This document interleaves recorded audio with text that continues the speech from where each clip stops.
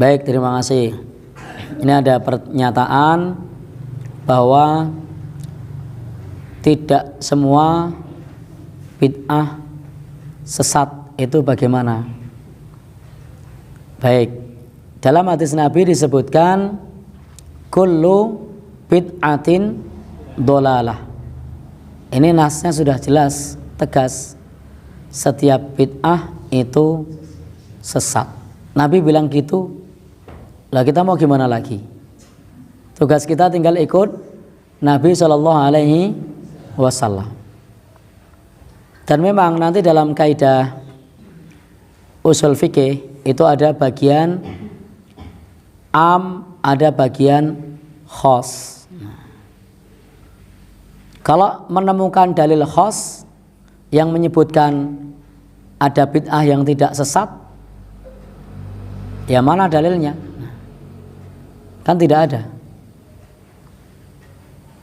Contoh dalil umum, lalu kemudian ada dalil khusus. Allah menyebutkan wa ja'alna minal ma' kulla syai'in hayy. Dan kami menjadikan dari air semua yang hidup, umum. Lalu ada dalil khusus dari Nabi dari Al-Qur'an. Dari Al-Qur'an mengatakan wa ja'alna minal ma' kulla syai'in hayy. Kami jadikan dari air semua yang hidup. Lalu Al-Quran menyebutkan manusia diciptakan dari tanah. Kemudian jin diciptakan dari minaris samum, dari api. Kemudian malaikat diciptakan dari cahaya. Maka yang Allah sebutkan itu namanya khusus. Maka yang Allah sebutkan ini dari cahaya itu khusus, malaikat dari cahaya, bukan dari air. Kemudian yang Allah sebutkan lagi apa tadi? Manusia diciptakan dari tanah, berarti manusia dari tanah.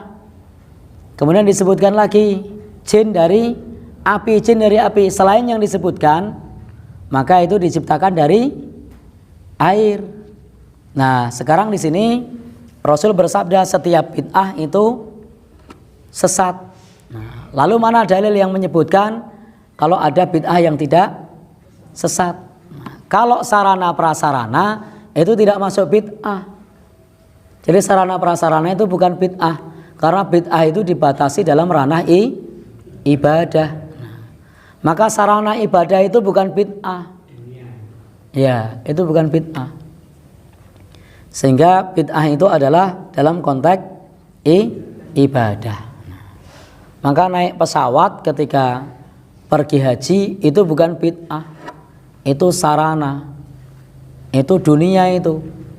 Nabi sudah bersabda tentang masalah dunia. Apa sabdanya? Antum a'lamu bi umuri dunyakum. Kalian lebih tahu tentang urusan dunia kalian. Maka jangan bilang jam tangan bid'ah, jangan bilang handphone bid'ah. Itu adalah urusan dunia, sarana prasarana, memudahkan kita beribadah, memudahkan kita beraktivitas. Yang disebut bid'ah itu adalah ibadahnya, bukan prasarananya. Lalu ada orang yang menyatakan bahwasanya dalilnya membuat bid'ah hasanah adalah man sanna sunnatan hasanatan. Barang siapa yang membiasakan kebiasaan yang baik, lalu dianggap sebagai bid'ah hasanah. Nabi aja menyebutnya sunnatan hasanatan, Nabi tidak menyebut bid'atan hasanatan.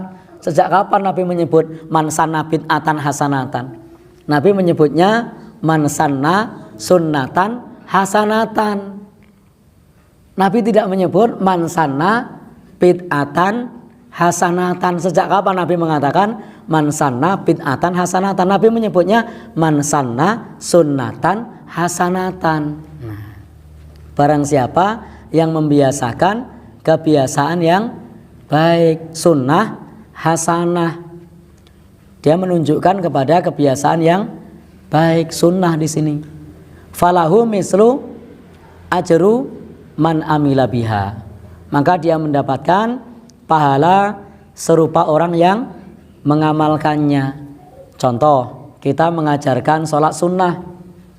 untuk dibiasakan, mengajarkan, membiasakan sholat sunnah misalnya, maka banyak yang mengikutinya, maka dia mendapatkan pahala sejumlah yang mengikuti. Dia menyampaikan tentang sunnah Nabi, sunnah qiyamul lail, dia sampaikan, banyak yang mengikuti, maka pada saat itulah pahalanya mengalir. Ini sunnah hasanah. Ada orang tidak membiasakan zikir, membaca dengan zikir yang dituntunkan, lalu dituntunkan zikir yang benar begini, diikuti oleh orang banyak, maka ini namanya sunnah hasanah. Nah, ini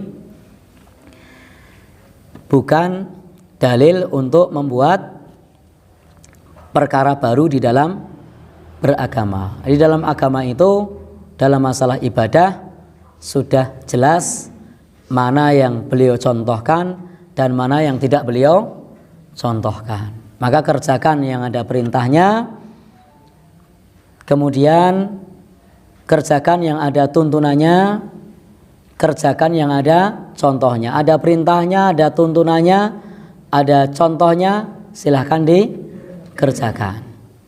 Tidak ada perintah, tidak ada contoh, tidak ada tuntunan, tidak ada isyarat di situ, dalam masalah ibadah tidak perlu dikerjakan.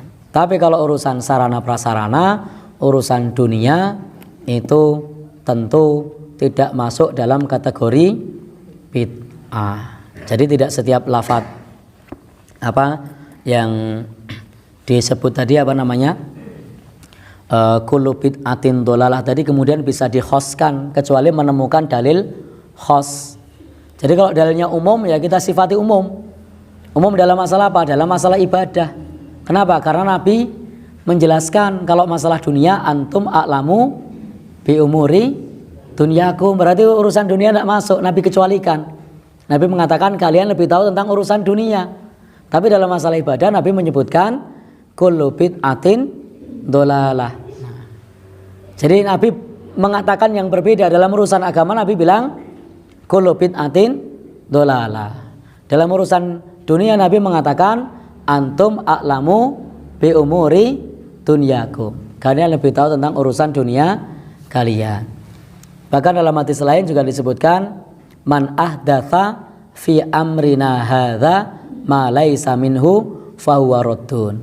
Barang siapa yang membuat perkara yang baru dalam urusan kami ini. Nabi diutus untuk apa? Untuk umat kita, untuk mengajarkan kita untuk ibadah, akidah. Termasuk di dalamnya dalam perkara-perkara muamalah, selama tidak dilarang boleh. Tapi dalam masalah ibadah itu tidak hanya memperhatikan larangan, tapi juga harus memperhatikan ada tuntunan. Bisa tidak ibadah dilarang? Bisa. Dalam ibadah itu bisa dilarang. Contoh Nabi melarang untuk puasa Idul Fitri atau Idul Adha.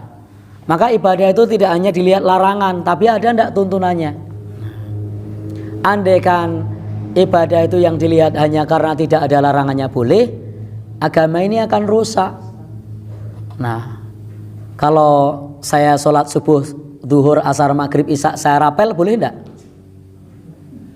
Ada larangannya tidak, pertanyaan saya? Tidak ada, Nabi tidak pernah melarang rapel. Tapi apakah boleh? Tidak boleh, karena tidak sesuai tuntunan. Nah, kalau sholat saya bolak-balik, boleh enggak? Ada larangannya enggak? Enggak ada. Apa kalau enggak ada larangannya boleh saya bolak-balik? Enggak boleh, harus sesuai tuntunan. Nah, boleh enggak kalau kemudian saya pada saat melakukan ibadah tersebut, pada saat kurban kemudian saya pakai telur begitu? Ya. Ada larangannya? Nabi melarang jangan kurban pakai telur gitu. Ada larangannya enggak?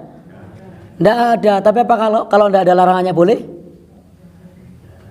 Enggak ada tuntunannya. Jadi tidak ada tuntunannya. Sehingga dalam masalah ibadah itu selain memperhatikan larangan juga memperhatikan tuntunan. Tapi kalau urusan dunia yang kita perhatikan adalah ada larangannya atau tidak. Kalau ada larangannya tinggalkan. Wallahu alam bishawab.